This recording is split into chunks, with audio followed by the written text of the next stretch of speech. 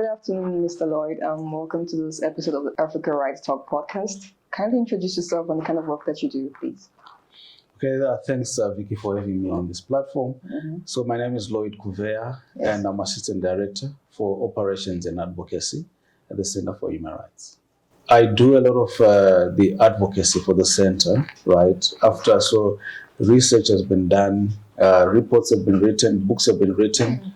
We then need to take some of our findings, to policymakers to convince them to, do policy changes, or go to communities or civil society to ensure that people understand the human rights that, the state must respect or protect, and then they are able to demand those for themselves. And then I also just assist with the supervision of some of the units within the center. We've got so many units, as you know, looking at different vulnerable and marginalized groups on the continent. So that's what I do, but I also lead in the center campaigns. Every year the center comes up with a thematic issue to campaign on. And then finally, I also just take a lead on the moot court competitions, both the Nelson Mandela Award moot court competition and the African moot court competition. Oh, that's great. That's an excellent amount of work that you do. It must be a lot. It is a lot. Yeah, to monitor and to oversee. Yeah, but it's quite enjoyable. Yeah, and it's fulfilling. It's fulfilling. Yes. Because there's a purpose to it. Yeah, there's a purpose. You like to advocate for human rights, basic human rights of people in Africa. Yes. Today we welcome you to this podcast because Africa Days is coming, and we want to know the history behind Africa Day, sorry. Yeah, it's a loaded question. Yeah. But, my understanding of Africa Day, and it's a pity that it's not a holiday in South Africa, but I suppose countries get to choose which holiday they want to observe and commemorate on their calendars. The Africa Day is celebrated on the 25th of May. And why is that date important? On that day, way back in 1963, in Addis Ababa, Ethiopia, heads of state in Africa gathered to adopt the OAU, Organization of African Unity Charter, and the establishment of the Organization of African Unity. The idea was to bring together heads of state and government and to talk about African unity and African independence, especially because, as you know, Africa we became a victim of colonization, if you like, and many of the European states had colonized Africa and taken over control of the territories politically and economically. And so it was, in a way, a celebration of the independence of some of the African states that were already independent. And I think it was symbolic that it was actually adopted in Addis, in Ethiopia. As you know, Ethiopia was never colonized. Yeah, true. So, and they will now say, okay, look, we now need to fight for the independence of all of Africa. Oh, okay. Yes. And to celebrate its diversity, to celebrate its unity, to harness the rich resources on the continent, not just, in terms of human resources, but also the natural resources on the continent for the benefit of the African people. And that was the idea, the whole idea, and the promotion of territorial integrity of African states, the sovereignty of African states, not just from external interference, but also even amongst themselves. Each of the states in Africa, they had an obligation not to interfere in the internal affairs of another state, in a way. So that was the whole idea of establishing the Organization of African Unity, and then 25 May was then recognized as Africa Day. So on that day each year in Africa, we're then supposed to celebrate all these principles. But as you know, that was 60 years ago. So this year is the 60th anniversary. Wow. Yeah. As you know, the OAU was then transformed into the African Union. with adoption of in 2002 of the Constitutive Act of the African Union, which then added on more things. And I think we then saw with the African Union the evolution of the African Union and its principles. And perhaps one can then say, even 25 May, there was something added on. It was no longer just about political freedom and unity. There were other things that were also added on, which became important and which are still important for Africa and the African Union itself. Yes. You've talked about how the Africa Day has evolved over time, like the celebrations and the significance of the day itself. And you talked about the African Union and the involvement of the OAU into the AU. What do you think are the key achievements that can be highlighted of the African Union in the celebration of Africa Day? So, looking back into history, obviously, I think Africa has almost achieved the total independence of Africa from colonization, because that was one of the objectives. Fighting colonization and what they were calling neo-colonization in all its forms. So I think in a way that has been the trajectory, and there's been a lot of achievement, because now as we speak, the only country that still remains occupied by another country is Sahrawi Arab Democratic Republic, which, incidentally, is being occupied by another African country. Yes, Morocco. So now I think that's the one, country that remains sort of dependent. So I think in terms of the total independence of Africa, a lot has been achieved. Secondly, in a way, the AU, through the celebration of African Day or its commemoration, they've been able at least to foster the unity of African states at a political level, at the very least. But I think, and I think that maybe the next step or stage would be the achievement of economic unity or economic independence or integration. So I think that political integration and the unity, in a way, has largely been achieved. And I think, and I think even when you look at South Africa's independence itself, and countries like Zimbabwe and Namibia, which became independent at a later stage, there was a lot of assistance from other African states to achieve the independence of those other states as well. I remember Ghana being instrumental to a lot of independence of African countries. Yes. Because I think they were the first country to get the independence. Yes, with Kwame Nkrumah's vision of African unity.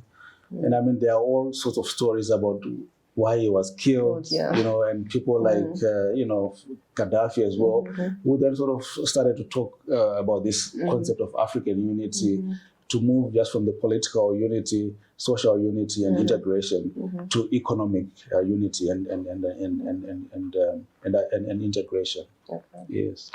I'm not aware of a particular country, but I know that because of Ghana's history and its contribution, as well as Senegal, in a way, they've sort of tried to, promote this idea of African unity, including most recently Rwanda, in the sense that I think whenever there's been conflict, I think it was one of the principles or objectives of the African Union is to promote peace.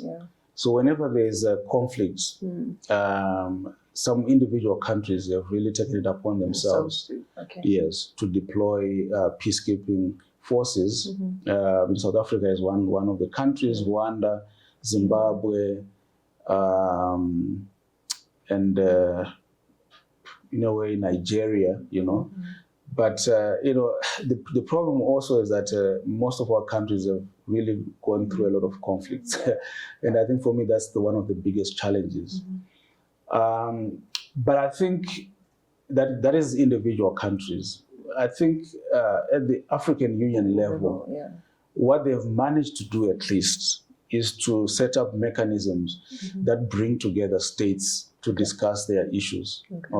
So you've got the African peer review mechanism, for instance, where African states look at each other and say, look, what are you doing about this and that? And so it's each of the countries holding each other accountable for, you know, the things that they set out to do, their obligations. And also, you look at the African Commission on Human and People's Rights. Yes, civil society participates, but mainly also states come to present the progress that they've made in terms of promoting human rights, democracy, and rule of law, and so on and so forth. And then, you know, you've got also the Pan-African Parliament, which brings together parliamentarians from each of the 55 African nations. So it's got plus or minus 200 members of parliament, that come together there to discuss issues of concern to the continent. And in a way, I think that, in a way, those are platforms to promote unity, integration, whilst we are celebrating our diversity. Because you also realize that some of the people that are in these institutions, they are from Francophone countries, others Anglophone, then you've got Lusophone, coming together. In a way, you are united, but also united in diversity. So I think at the African Union level, a lot has been done, but also more importantly, the African Union has also encouraged the establishment of these regional economic communities at the sub-regional level. So at the sub-regional level, each of these communities, they also have institutions that they've set up, you know, whereby they promote unity at a sub-regional level.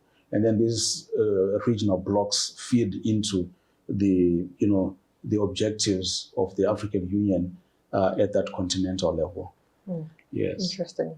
But also in terms of the AU, I mean, in terms of the individual states themselves, many of the countries then also actually celebrate Africa Day, and they've made it a public holiday. You know, so I mean, I think Angola, Namibia, Mozambique, Zimbabwe, I know those are some of the countries in Southern Africa, at least, that celebrate Africa Day, and they've made it a public holiday. And you know, they do hold events. You know, like it can be a gathering to remember, to celebrate Africa Day, to celebrate African unity. Yes. Interesting. Thank you. In conclusion, I wanted to ask: you talked about conflicts in Africa, and about 20 countries are experiencing conflict right now, currently on the continent. How do we use Africa Day as a hope for this peace in the future, amongst, especially in times like this, in times of conflict? No, thank you so much for that question, because I think for me, really, when you look at now as I talked about the evolution of our body, continental body, from OAU to AU. Now you find that in the AU now, in the Constitutive Act, they then talk about issues of human rights, rule of law, democracy, which need to be promoted, right? And each country must run its affairs in accordance with those principles. And where there's conflict, you know, and there's violence and so on and so forth, the African Union is obligated to intervene in that country. So they can do certain things. So for instance, that country can be suspended from the African Union. We saw what has happened to Sudan most recently. They can suspend that country from the AU, and they can also deploy a peacekeeping mission through the Peace and Security Council. So I think that this establishment of the Peace and Security Council was also, you know, in a way, a positive step. But what needs to happen is that more funding needs to be committed to peace and security efforts. So that if something happens, the AU is able to quickly respond by sending the peacekeeping missions and also ensuring that they attend to the humanitarian crisis. Because, you know, as you know, access to food, water, health, and so on and so forth is affected during those crises. So then the AU then needs to quickly act. But I just wanted also to say that the establishment of the African human rights mechanisms, like the African Commission on Human and People's Rights, African Court on Human Rights, those are meant again to foster peace. You know, and once you respect human rights, you are more likely to then, you know, ensure that there's peace and there's no conflict in the country. But what I'm also very excited about is the establishment of the African Continental Free Trade Area. Because now this is the theme of Africa Day for 2023. Yes, so they want to accelerate the implementation of the African Continental Free Trade Area. Now, here I see a situation whereby we are now moving from political integration to economic integration, which is meant, so the idea is to promote intra-Africa trade, promote investment. Does it also come with movement, free movement of persons? So this is the, in fact, what civil society organizations are saying, that it shouldn't just be free movement of goods, but also free movement of persons, so that even our borders might become, more accessible to people of Africa. I mean, I should be able to go to Nigeria and look for a job and work there upon presentation of my qualifications without the need for a passport or a work permit or a visa, things like that.